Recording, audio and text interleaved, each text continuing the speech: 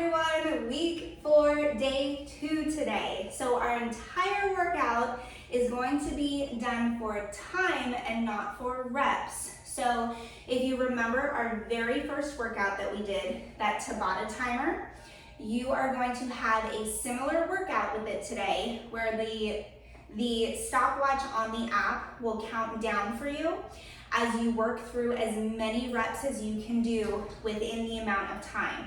So the time that we're working today, it's not gonna be the typical 20 seconds on, 10 seconds off like we've been doing with our Tabata workouts.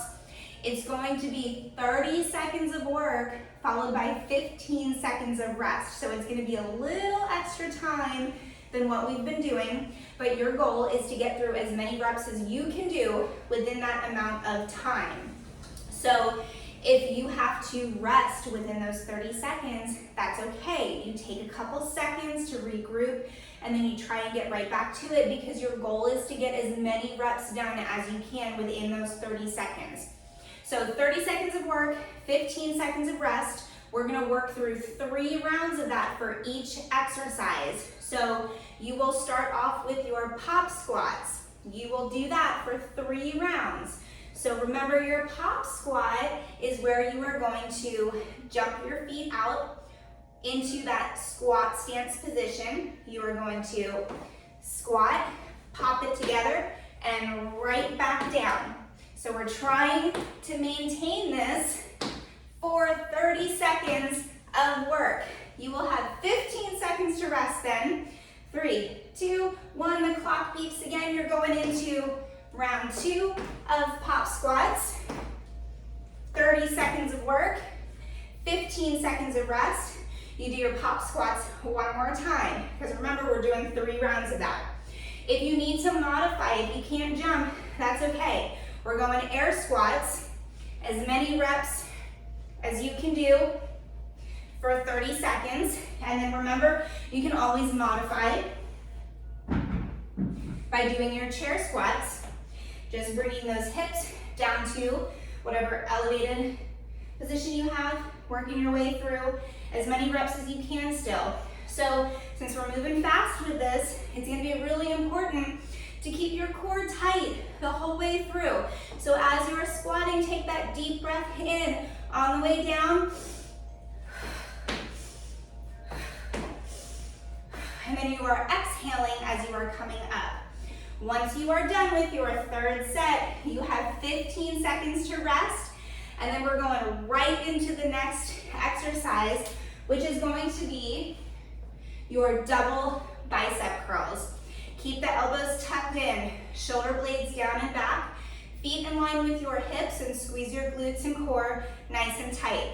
You are working through as many reps as you can do in 30 seconds. So notice how my elbows stay tucked in, and I'm curling with my palms facing up. If it becomes too difficult to do double reps like that, we can always modify by going alternating bicep curls. I want you to go as heavy as you can with this, but you've got your lighter set of dumbbells and your heavier set of dumbbells, so you can go down to that lightest set if you need to. And then if it becomes too difficult, just remember you can always rest within those 30 seconds, but your goal is to go as heavy as you can and as many reps as you can within those 30 seconds. So we just did our 3 rounds of bicep curls, 30 seconds on, 15 seconds off. Then we are going into our no push-up burpees. So this one's really gonna get the heart rate elevated. So remember, you're gonna have your feet, your stance a little bit wider, so that way it's easier to get up and down from the floor. We bring those hands down, we jump our feet out to a tight plank, bring them back in, small hop. So we're never letting our hips sag. We can always step it in and out if we need to modify. And then we can always do our elevated burpees. Hands on the box, jump the feet out in, small hop at the top, And if we're not hopping, we just stand it up. So we go 3 rounds of that, 30 seconds of work, 15 seconds of rest. Then we are going into dumbbell renegade row. So again, you're going as heavy as you can with this, but scaling that weight down as you need to. So our renegade row, we've got the shoulders pressed forward over the hands. I'm in a tight plank position, and I got my feet a little bit wide with this because we're gonna pull that elbow straight back, pinch the shoulder blade together in the back. We can modify it by putting our hands down in front of the weight and then rowing. Trying to maintain that tight plank the whole time and not bringing ourselves into this piped position to row.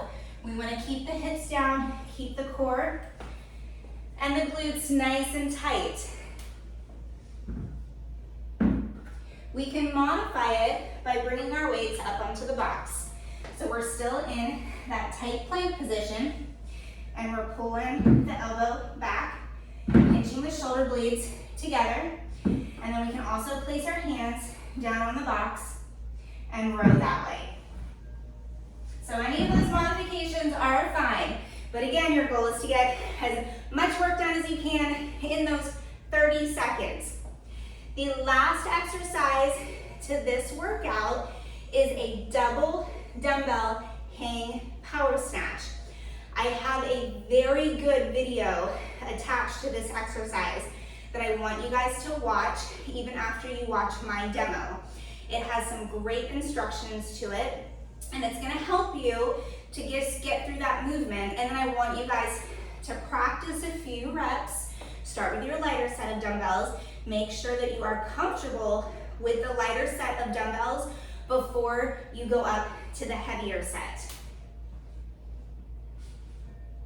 So our double dumbbell hang power snatch means that you are going to keep the weights on the inside of your body as you bring yourself into a hip hinge, meaning we're pushing the hips slightly back, the knees are bent, the weight is in the heels, and I've got my arms locked out.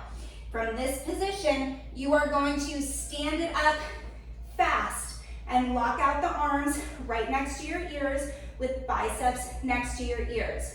You bring the elbows back down first, bring those weights back into that hip hinge position. So notice how I'm letting the weights swing back a bit, and then I'm standing them up fast. We need to keep our back and our core tight with this. At no point do we want to let the shoulders round forward. It's always tight back, it's always tight belly. When I have those weights locked out overhead, my core is tight, my glutes are tight, and I'm pushing hard from my shoulders. So we are going as many reps as we can for 30 seconds. You put the weights down, you rest for a very quick 15 seconds. We bring them back up, making sure that we pick up the weights with a tight back, because you're gonna be tired at this point. I don't want you trying to pick up the weight with a rounded back.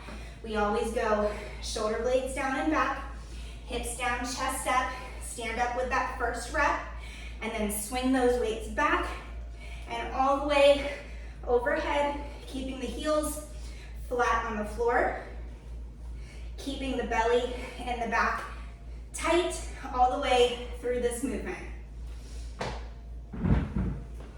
Once you guys are done with your third round of the hang power snatch, you have 2 minutes to rest before we go on to part B. Part B is a great core exercise.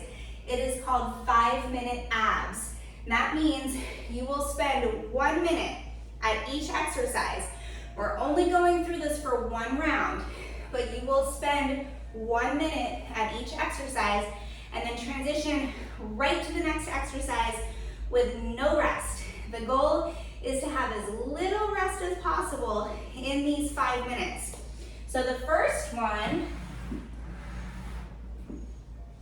is your hollow hold. So your hollow hold is the lower back pressed to the floor, feet slightly up off the floor, shoulders rounded up, legs locked out, arms by your ears. We're holding this for 1 minute. We can bring the arms down by our side. We can place our hands underneath our butt. And then we can also hold ourselves in this position with bent knees. But we want to make sure that lower back stays pressed to the floor, and we're thinking about pulling that belly button in towards our spine the whole time. After 1 minute of that, you're going to sit it up, feet up, and we're going body weight, Russian twist. Reaching side to side, keeping that chest up and shoulders forward. If we need to place our feet down on the floor, that is okay. If you need to rest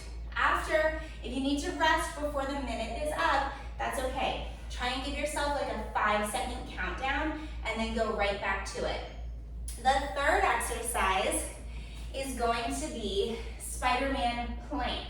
You are on your elbows for this. You are bringing the knee to the outside of your body as high as you can get, keeping those shoulders pressed forward over your elbows. Showing you from the front. Notice how the knee comes on the outside of the body. Exercise number 4, alternating V-ups. You will be on your back again. Arms and legs out straight. You are going to sit up, reaching right hand to left foot, bring it all the way back, tap, all the way back. We're trying to keep that leg locked out.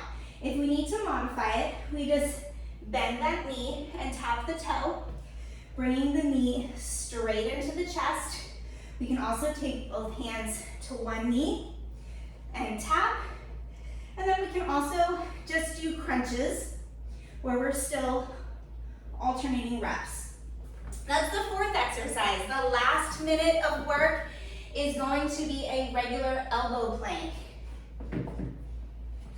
Keeping those shoulders pressed forward over your hands, back nice and tight, squeezing your glutes, and pulling that belly button in towards your spine. Now, to go over the modifications for the Spider-Man plank and the elbow plank, if you remember, you can always do these from an elevated position. So if you have your box, you can be on your elbows, and then we can bring that knee up and out to the side, focusing on that same body mechanics of keeping your back nice and tight and squeezing your glutes. We can also hold our plank in this position, and then we can also do our planks from the wall. So we bring those elbows down, and then we're pulling the belly button in towards the spine and keeping the glutes nice and tight. So that is your 5-minute abs. This one's a good burner, so try to stick with it for as long as you can in those 5 minutes of work. And then once you are done with that elbow plank, your workout is done. That is week 4, day 2. Have fun with it, guys. Reach out to me if you have any questions.